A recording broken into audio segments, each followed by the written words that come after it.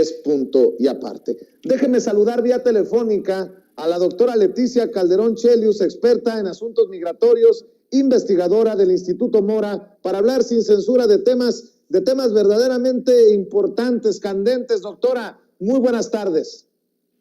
Buenas tardes, Vicente. Aquí escuchándote también y atenta a tus preguntas y comentar con el auditorio. Oiga, a ver, este tema de Ricardo Anaya, que habla de exilio, no de asilo, muchos creemos que cuando se hace politiquería se banaliza en medio de una verdadera tragedia humana, de los exilios y de los asilos. ¿Usted quiere hablar de ese tema hoy?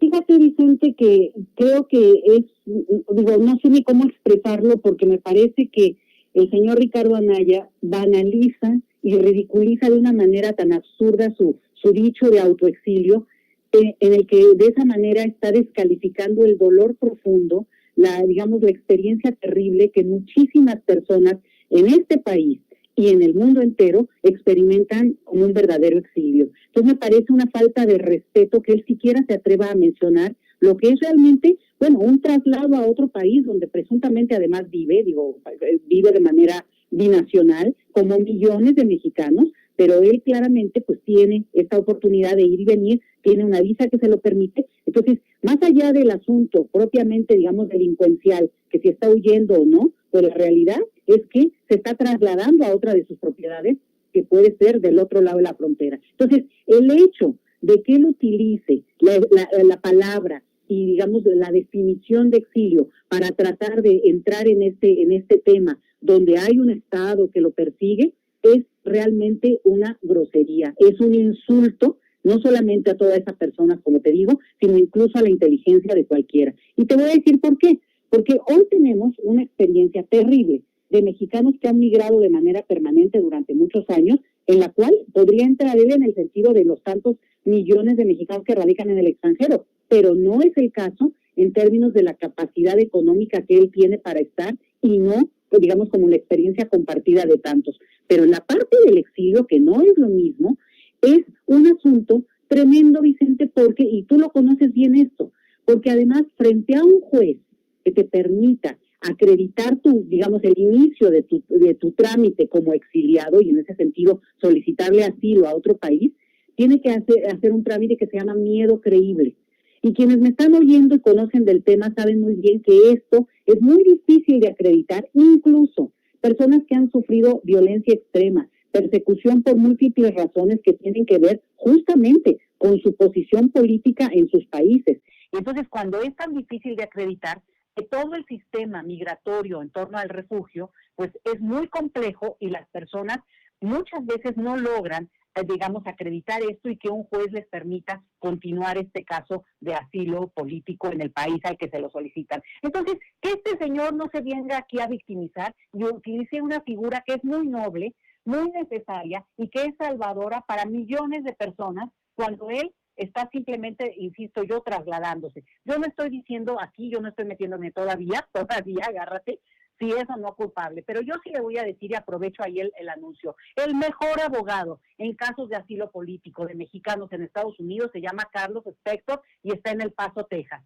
Pero acreditar una condición de asilado político en Estados Unidos, Vicente, son palabras mayores.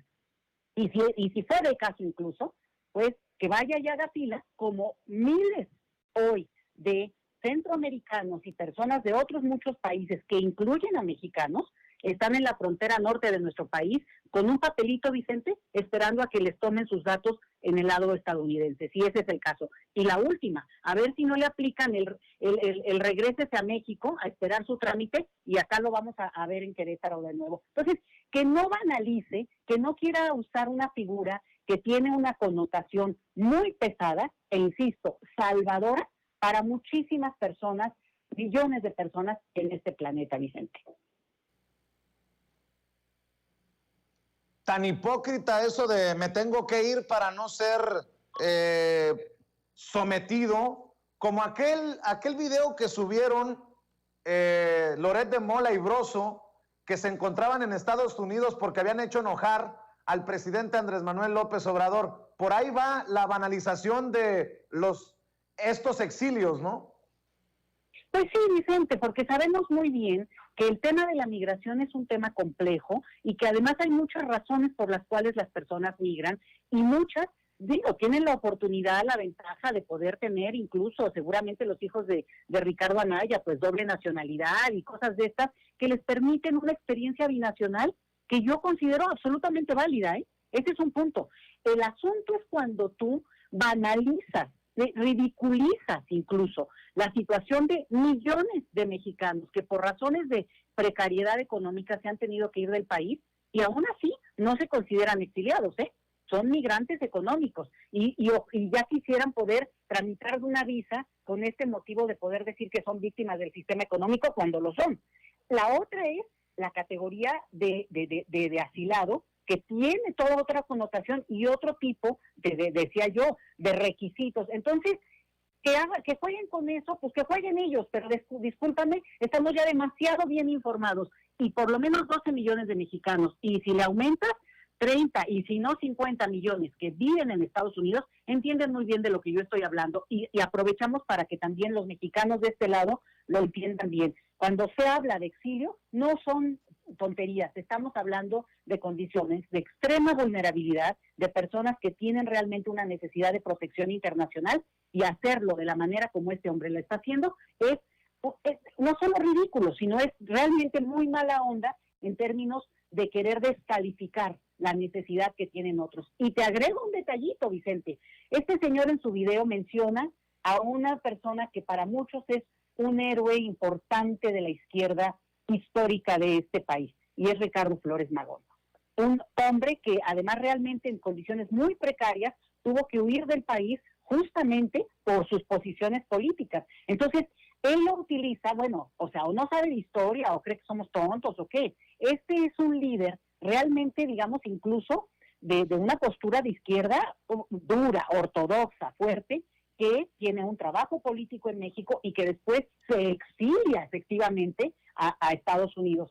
Y ojo, porque hay un libro muy interesante del doctor Claudio Lomnitz, El regreso del camarada Ricardo Flores Magón, que recientemente apareció, que él podría leer y darse cuenta que ni siquiera está siendo consecuente en términos de su postura política. Está aludiendo a un héroe de la izquierda, es más, de la izquierda extrema. Entonces, parece ser que quieren mandar, ya sabes, de esos como que avientan petardos, ¿no? A ver si caen. A ver, voy a ser exiliado. A ver, amigo, a ver, ¿de qué estás hablando? Siguiente punto. Ricardo Flores Magón, a ver, no tiene idea de la historia o con qué está jugando. Incluso yo te diría que no entiende lo que significa el retorno, en su momento el retorno de Ricardo Flores Magón, que fue vitoreado. Estoy hablando del retorno ya cuando falleció. El vitoreado por la clase obrera que lo iba recibiendo a lo largo del país en un homenaje como un líder, digamos, de un sector pues muy comprometido con la lucha sindical, sobre todo, Vicente. Entonces, ¿de qué habla este hombre? Es como o ignorante o quiere marear a no sé quién, o lo único que está demostrando es un uso como digamos, de querer hacer magia de de dónde quedó la bolita en los temas en los que está él tratando de revolver, digamos, mensajes. Entonces, no sabes cómo me molestó, porque toca temas donde, a ver, casos de exilio, los hijos, la familia de Marisela Escobedo, cuando mataron a Marisela, después de que buscó a su hija de manera infructuosa y después de todo lo que sabemos que ocurrió, por favor, las 3 muertes de Marisela Escobedo, véanlas, hasta en Netflix está. Entonces, esa familia y después recibió asilo político en Estados Unidos. La familia Reyes Salazar, una historia que ahorita no puedo extenderme para contar, pero también son casos extremos que realmente demostraron la necesidad de esa figura. Entonces, reitero, no nos venga a banalizar una figura jurídica que de verdad incluso hay que hacerla mucho más flexible, porque muchas veces los jueces, sobre todo en Estados Unidos, ojo, son realmente de esto de letristas, ¿no? Sí, a ver, el miedo creíble casi quieren que demuestre que tiene la persona atrás de sí una daga o una cosa así para que le crean que tiene un miedo de volver a su país de origen, Vicente. Así es. Oiga, a propósito, háblenos de este seminario sobre México como país de refugio humanitario. Bueno, pues lo ligo y si quieren en este caso, Ricardo, pues que pida asilo aquí en México a ver si se accede, ¿verdad? Mira, esta es una situación que es internacional, esta figura del refugio de la que me he referido ahora, ya está, digamos, ya llegó a un punto en el cual ya no es suficiente como fue planeada a finales de la Segunda Guerra Mundial y posteriormente, aunque ha habido ajustes y ha habido, digamos, normatividades que la actualizan de alguna manera.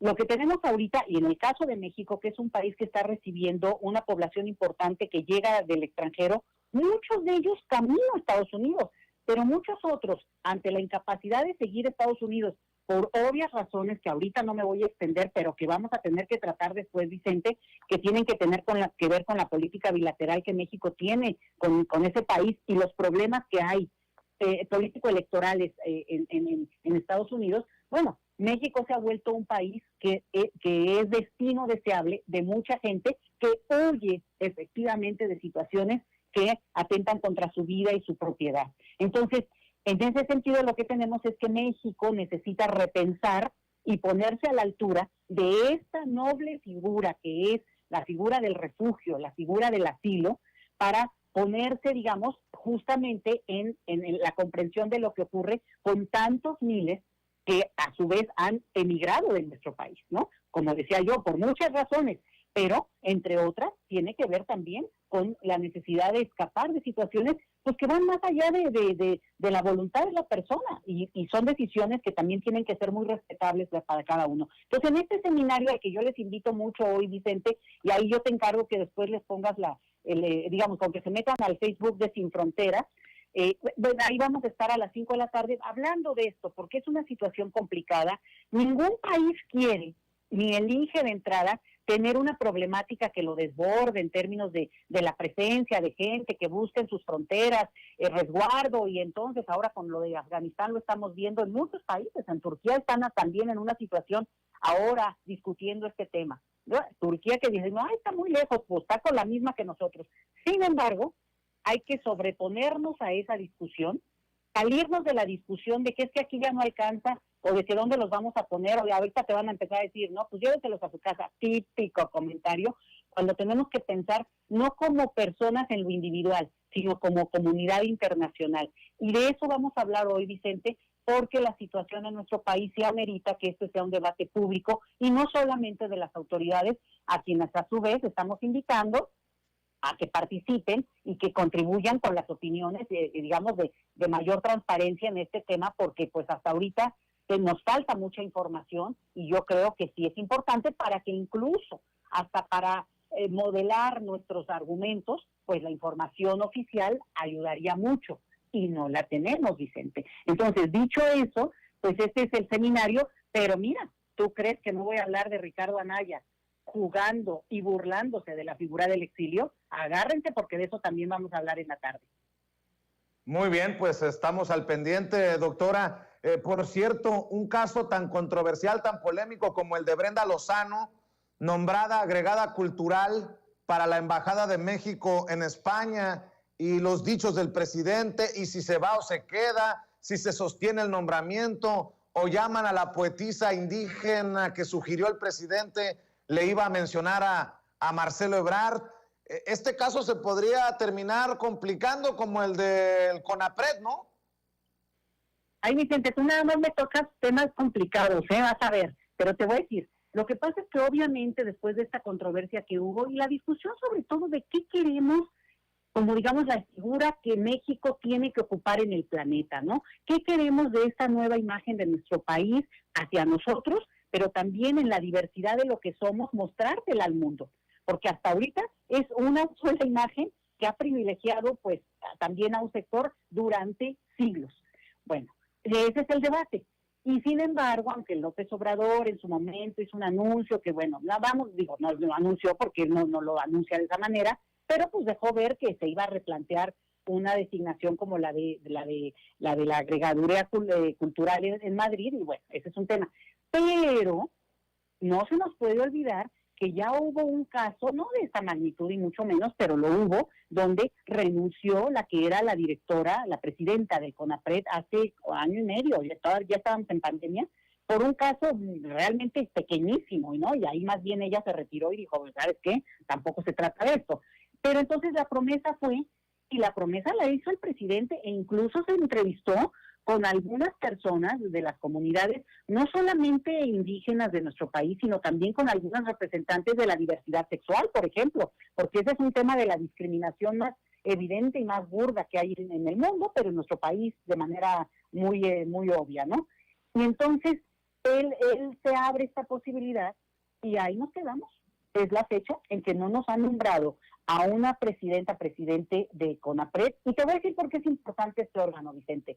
Porque nada que contribuya a poner sobre la mesa los temas de discriminación, racismo, xenofobia, es menor. Todo ayuda.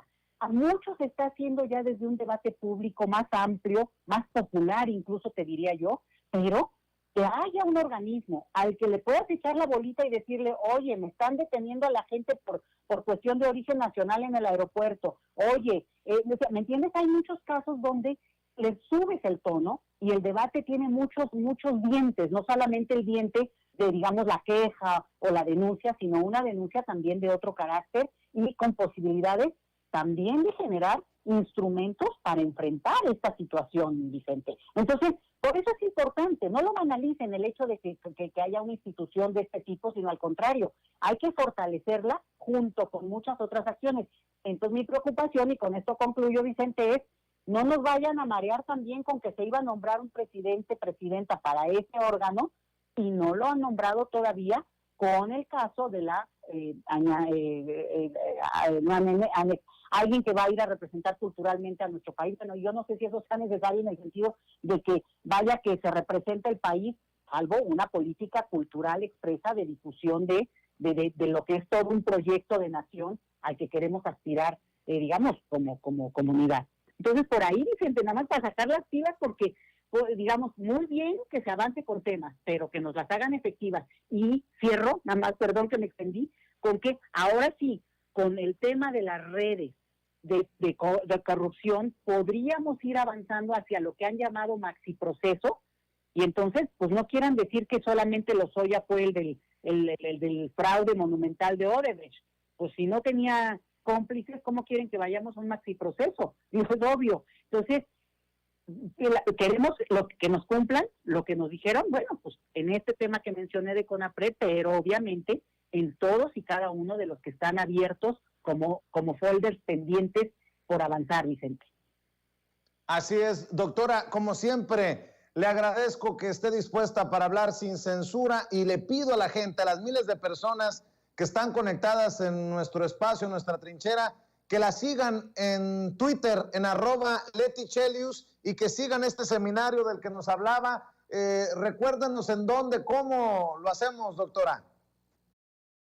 Sí, se meten al Facebook de Sin Fronteras o en YouTube de Sin Fronteras, y yo lo voy a tratar de subir al ratito, también lo estamos tratando de difundir en redes sociales, sea en Migrantólogos, @Migrantólogos, o en mi propia cuenta Leti Chelius, y también mis colegas, bueno, obviamente de INUMI, de Sin Fronteras, de Cafemín también van a estar presentes, el doctor Jorge Durán estará con nosotros, en fin, estamos difundiéndolo, pero qué bueno que también tomen nota y nos acompañen, Vicente. Le mando un abrazo y nos escuchamos, nos vemos el próximo martes o antes si lo amerita la noticia, doctora.